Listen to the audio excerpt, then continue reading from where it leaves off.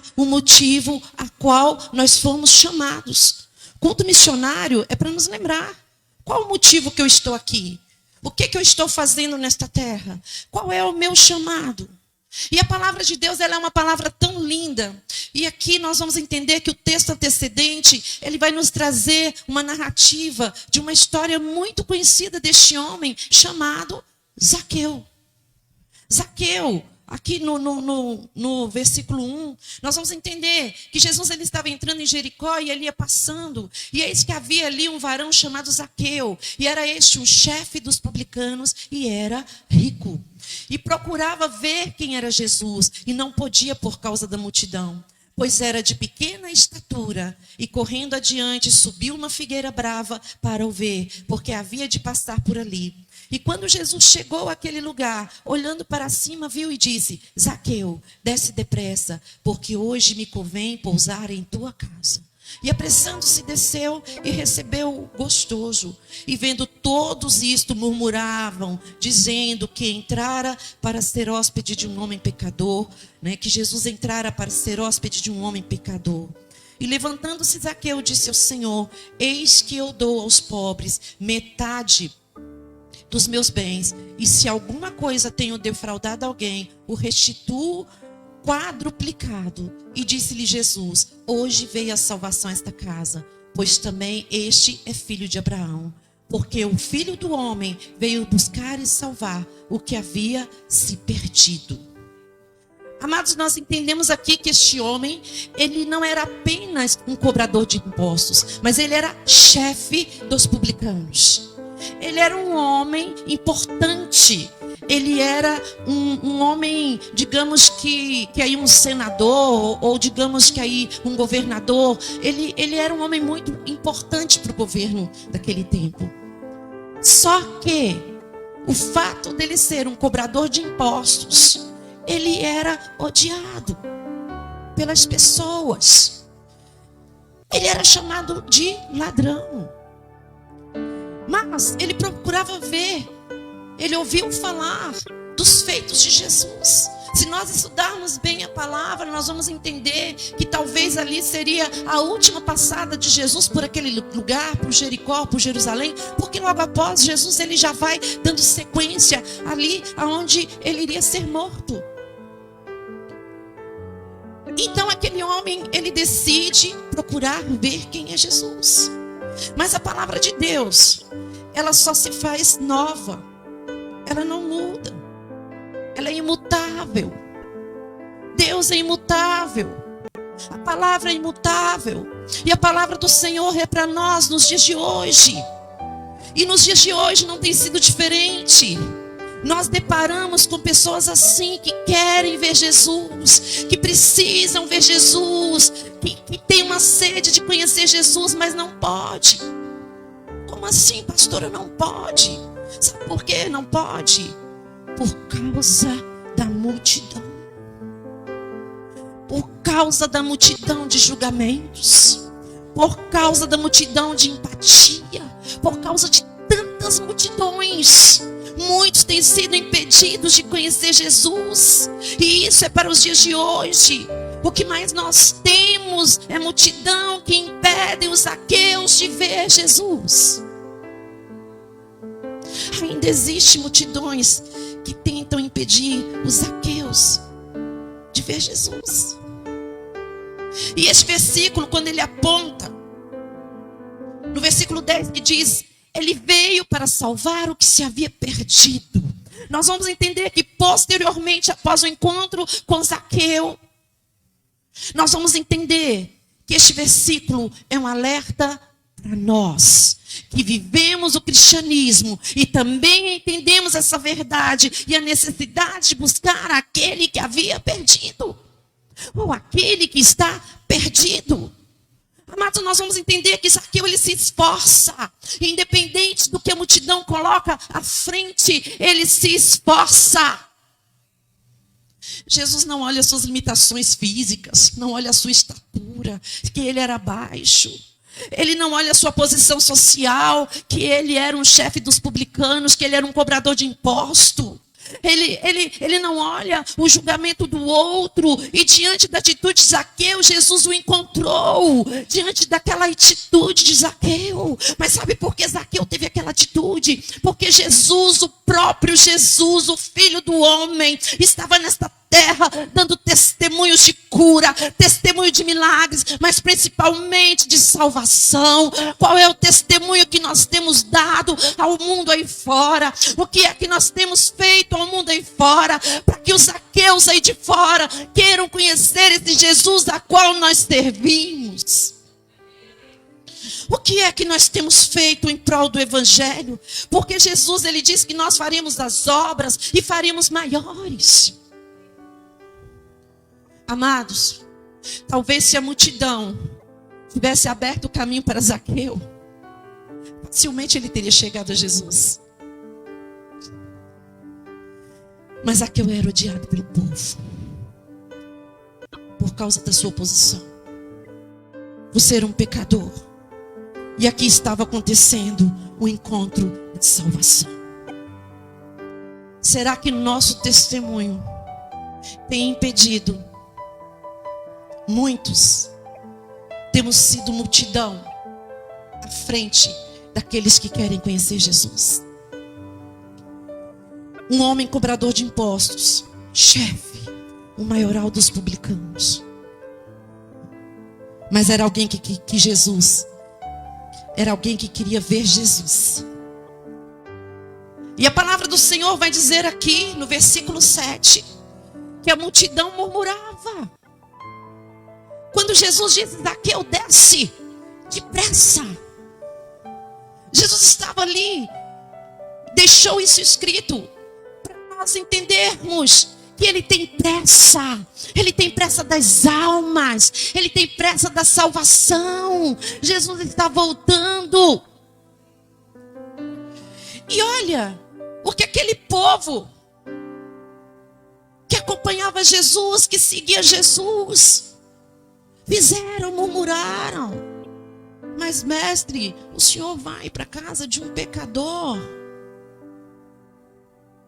E eu volto a perguntar: o que será que a multidão tem feito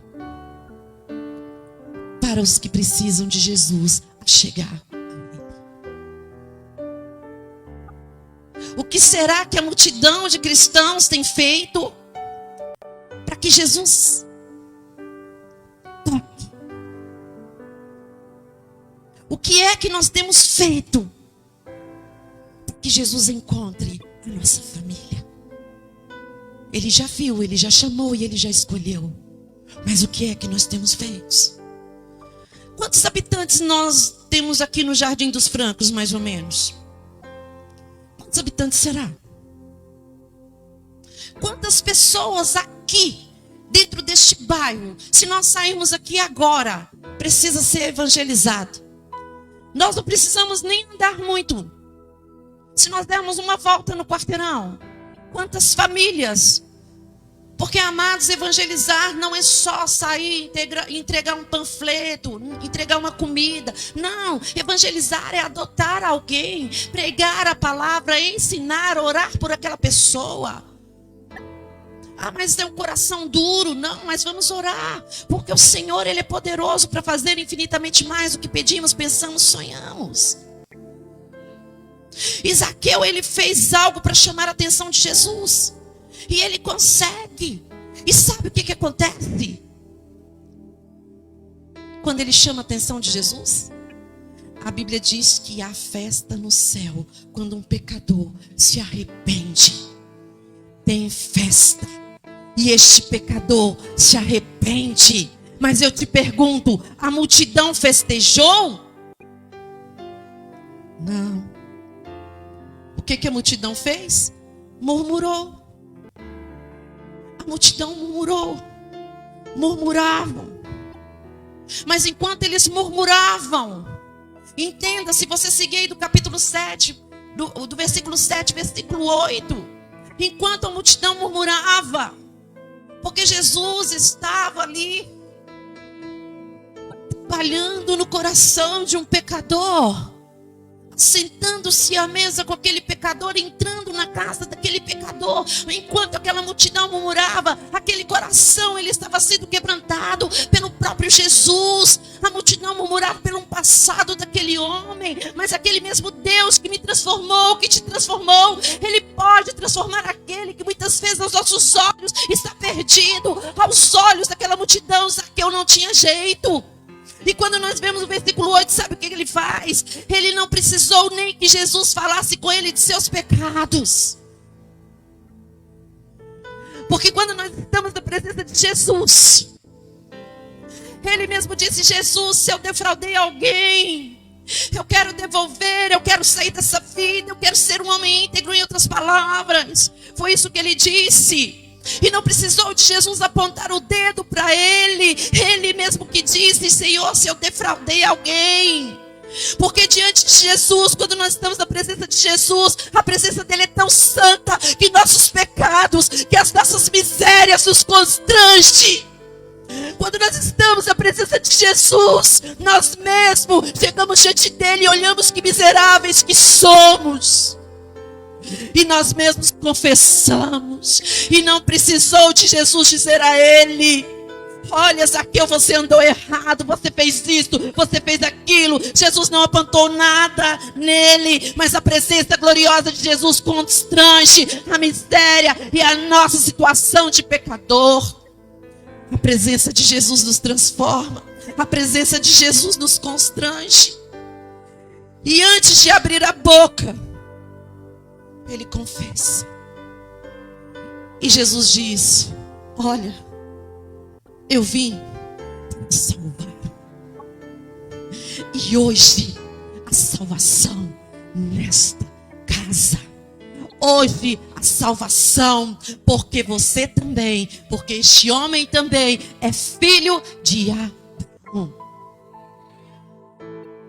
Sabe o que é ser filho de Abraão?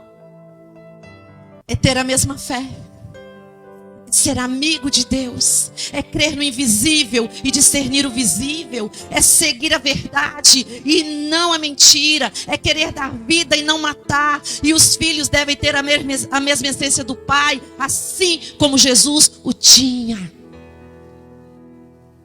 Mesmo ele confessando, Jesus não ia matar, porque ele veio para dar vida e vida com abundância. E a salvação alcançou a vida daquele homem.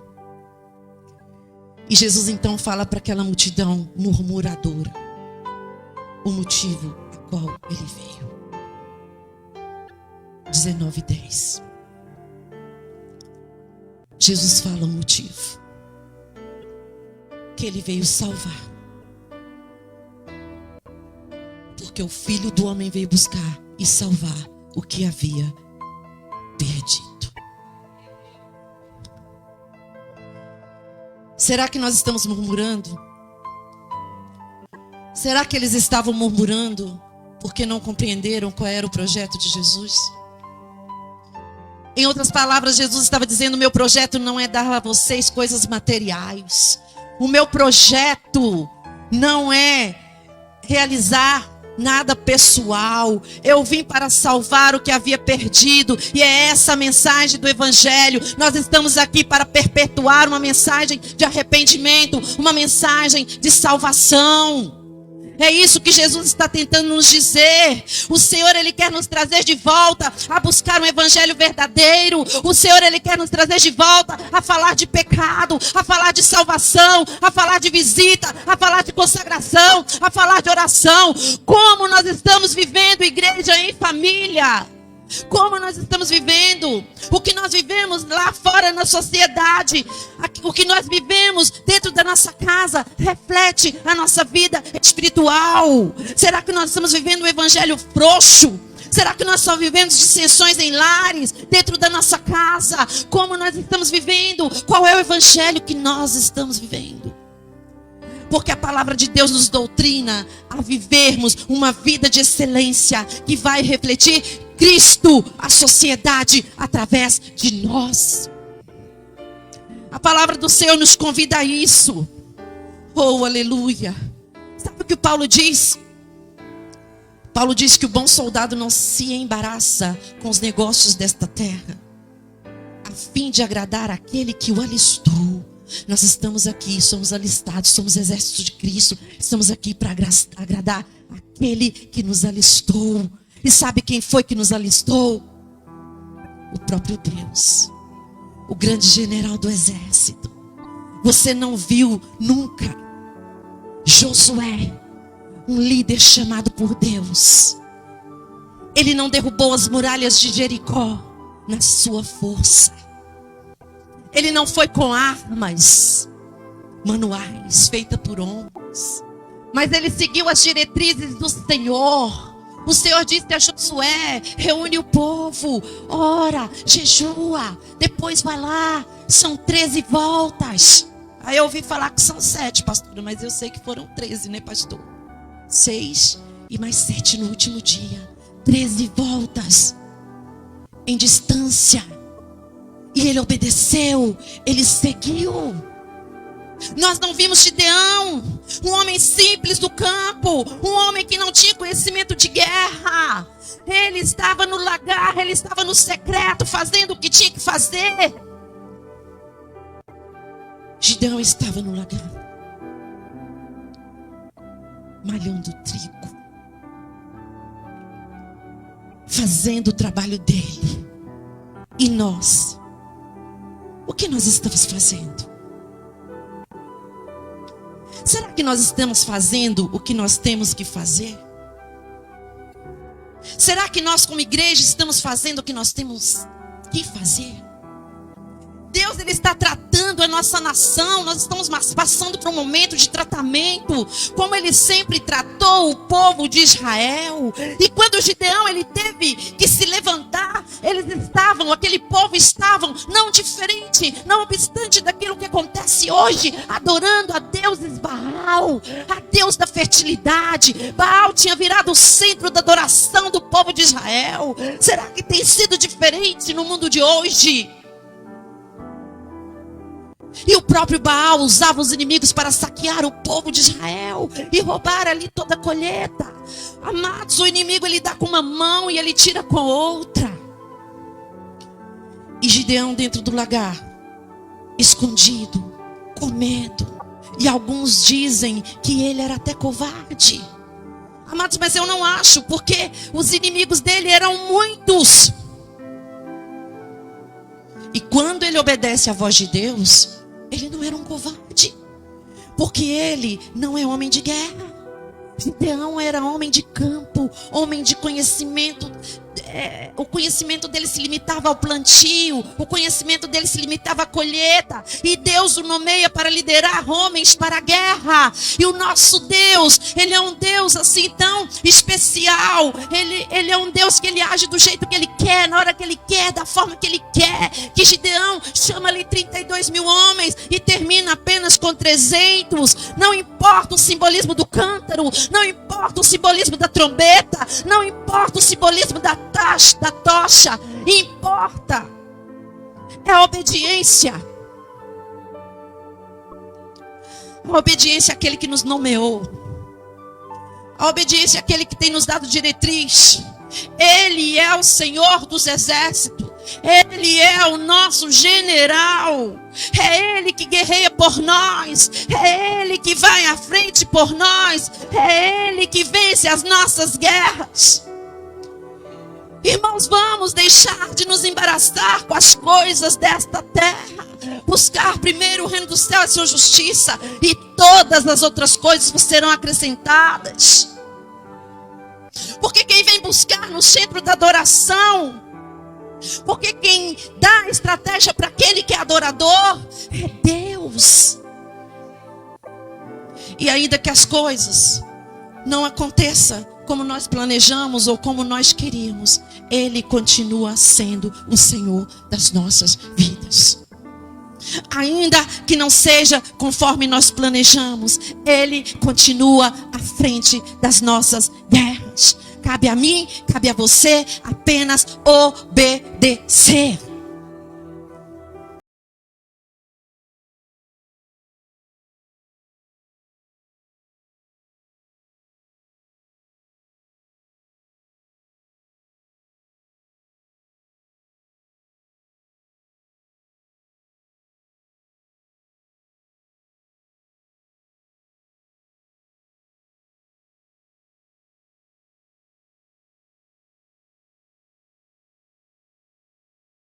nós estamos vivendo, na era da internet, com tanta praticidade para pregar o evangelho. E a maior arma que nós temos é essa aqui, a palavra de Deus.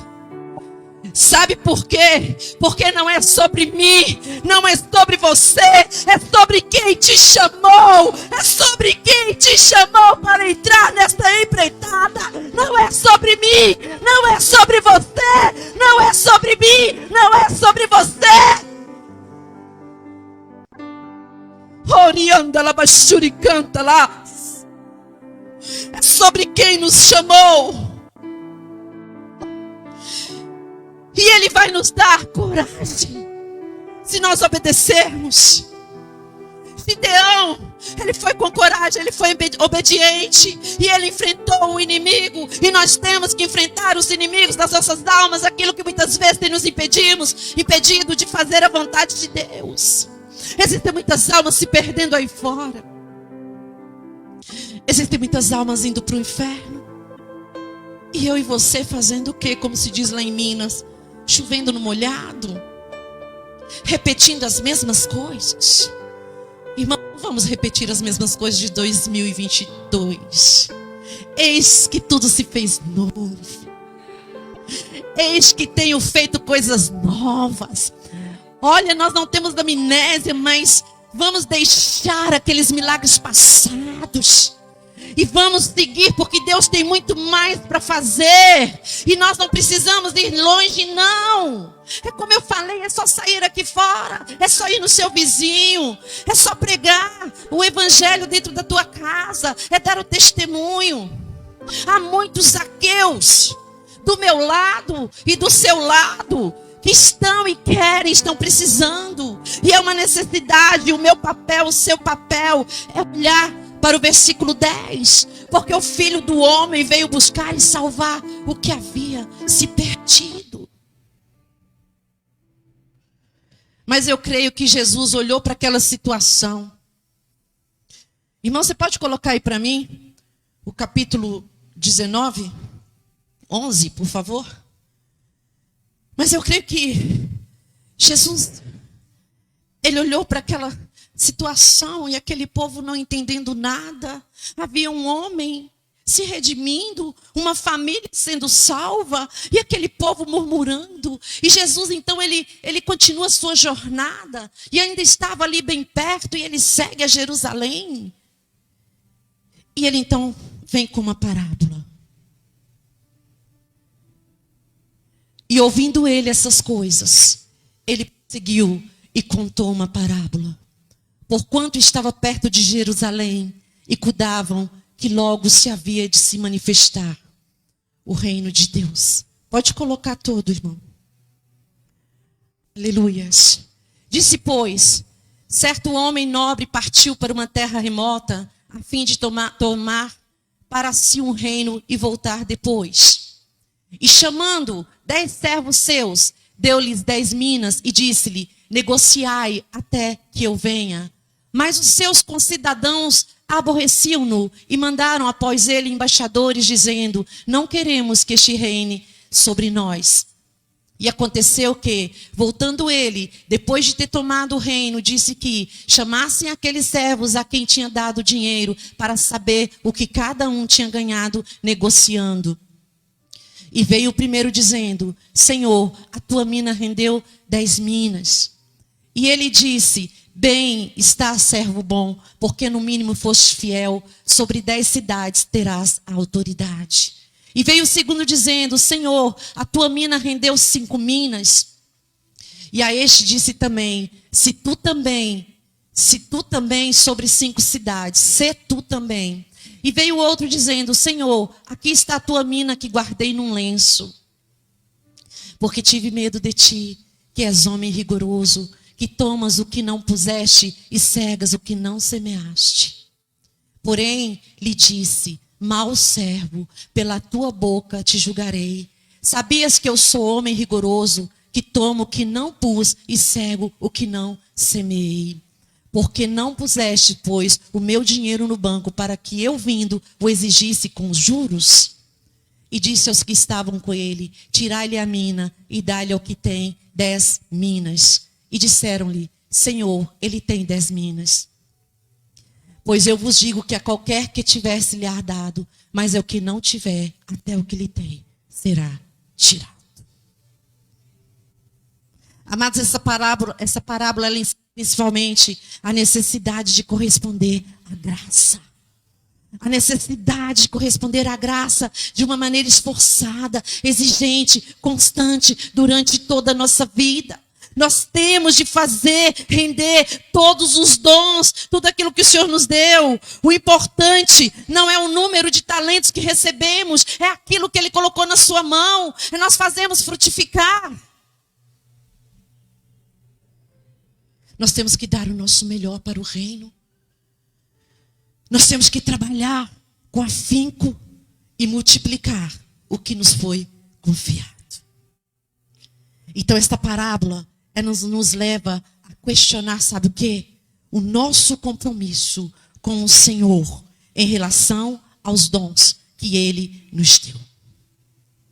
Entre eles, o dom da fé e o dom do amor.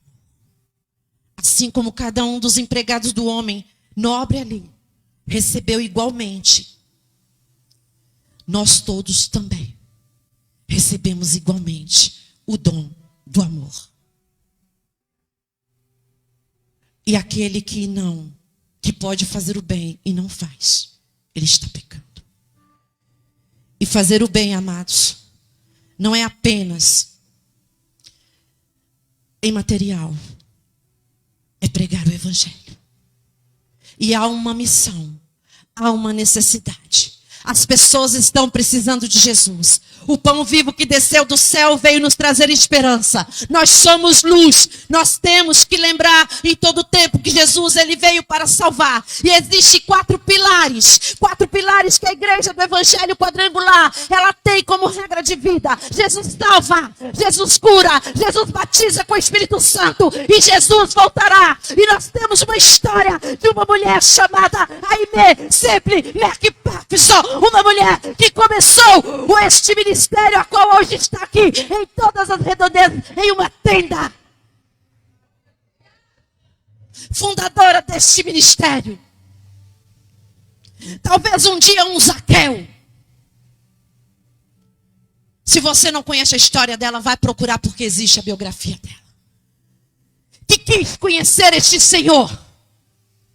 E foi cheia do Espírito Santo. Porque o evangelho ele tem padrão. Porque o evangelho ele tem método. Porque o evangelho ele tem uma linha traçada. Ele salva. E não é do nosso jeito. É do jeito dele. É do jeito dele. Quantas visitas nós fizemos em 2022? Quantas almas nós ganhamos para Jesus? Um evangelho simples. E nós não precisamos de quê? Eu sei que é falta de ética. Pastor, nós precisamos e nós amamos o nosso povo. Nós amamos esses meninos que louvam e louvaram lindo aqui hoje. Nós amamos essas meninas que dançam, nós amamos os nossos copastores, nós amamos as nossas diaconisas, já que inclusive eu estou com a diaconisa, que eu esqueci de apresentar, diaconisa Fernanda. Nós amamos. Servo bom. Quando nós chegarmos lá, nós não vamos apresentar a nossa baqueta. Nós não vamos apresentar o nosso violão, o nosso teclado, a nossa sapatilha. Nós não vamos apresentar o microfone, pastor, a nossa oratória. Nós não vamos apresentar o nosso crachá de diácono, diaconisa. O Senhor vai perguntar: onde estão as tuas obras?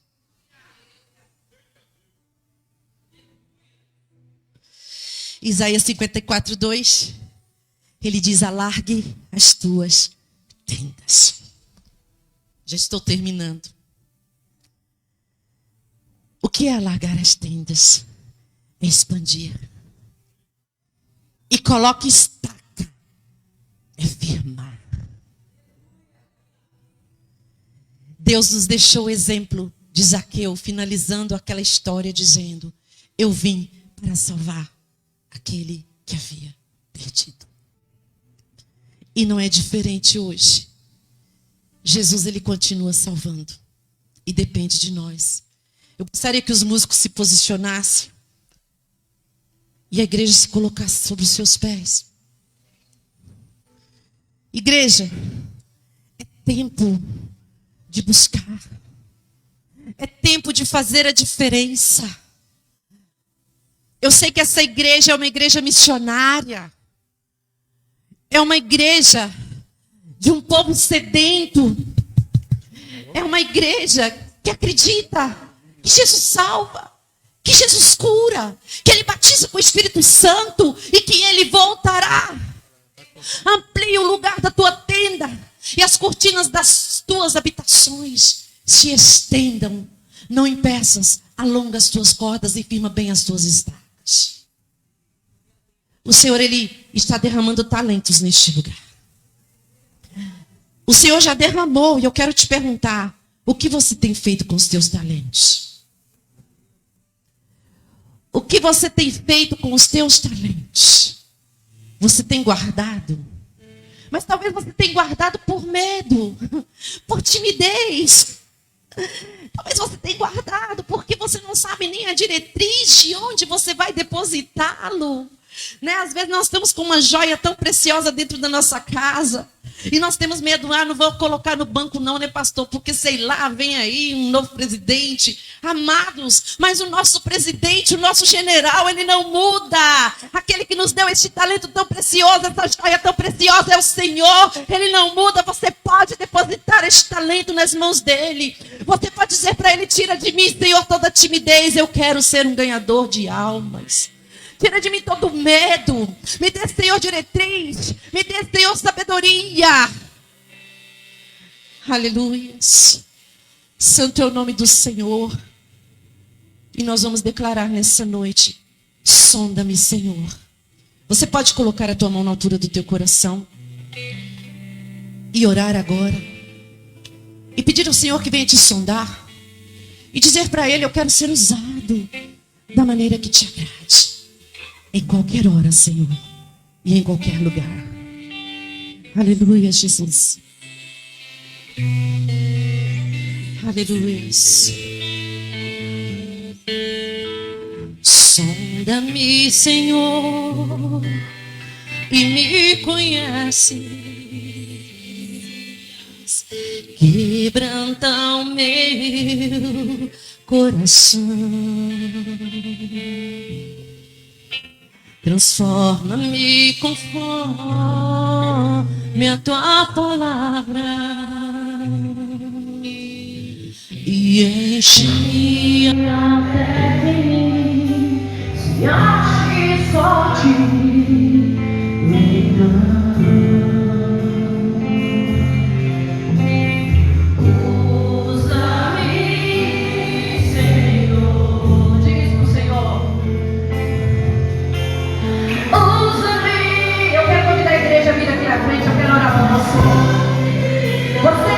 chamado aqui nessa noite.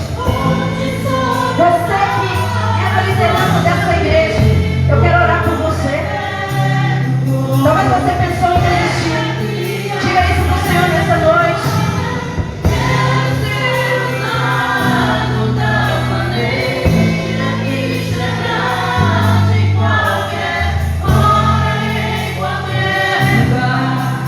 Eis aqui.